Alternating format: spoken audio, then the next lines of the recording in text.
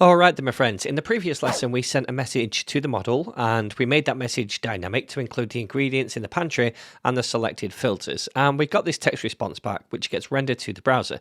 However, it doesn't look very nice. It's just one big chunk of text in a paragraph tag and it's not very readable.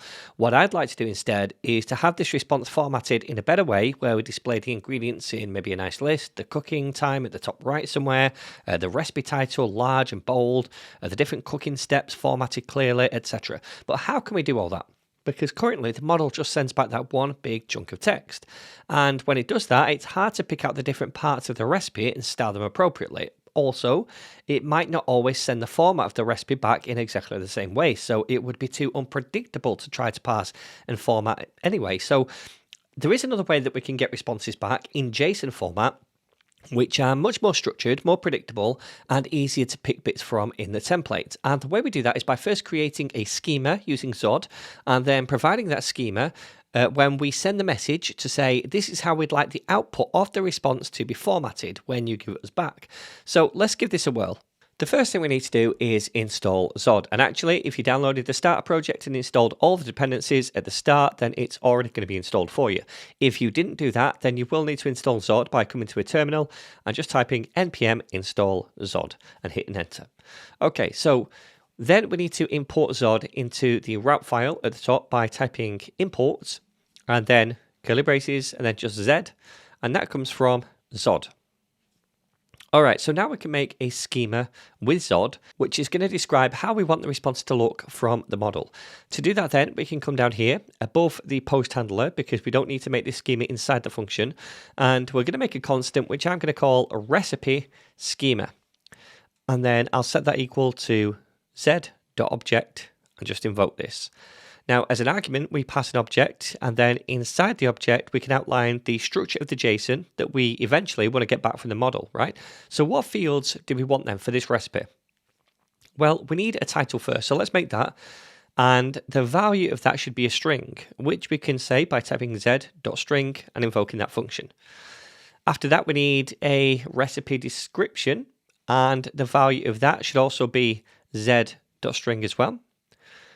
We also need a cooking time property, which I'm going to call cooking time and then minutes at the end because this is going to be in minutes.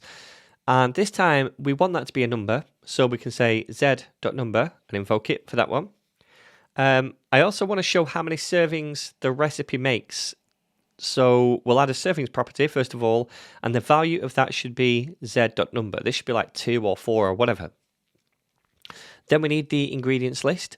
So I'll make an ingredients property and the value of that should be an array. So z.array for that.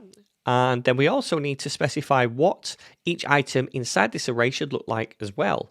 So inside this, we'll pass z.object because each ingredient should be an object, right? And then inside this method, we need to pass an object to specify the properties on that object. And that should be a name. And the value of the name should be z.string. And we also want a quantity, which is going to be a string, so z.string, like so. Okay, and then after the ingredients, we want the steps to follow the recipe, right? And the value of that, again, should be an array. So we've got a steps property, and the value is z.array. We invoke it, and then inside that array, we just want a string for each individual step, so we can just say z.string, okay? And finally, we're going to add a notes property for any just additional notes about the recipe. And the value of that should be an array again. So z.array, where each note is going to be a string.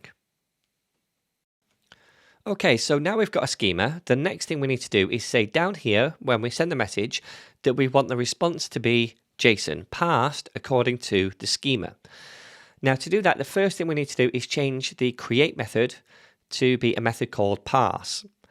And then we can come inside this object and add in a new property called output_config.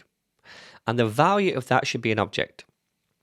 And then inside this object, we need a format property to specify the format of the output. And now, before we add a value for this, we need to import something at the top of the file. So let's do that. And I'm actually going to paste this import in, which is to import this thing called Zod output format. And that comes from Anthropic/SDK/helpers/Zod.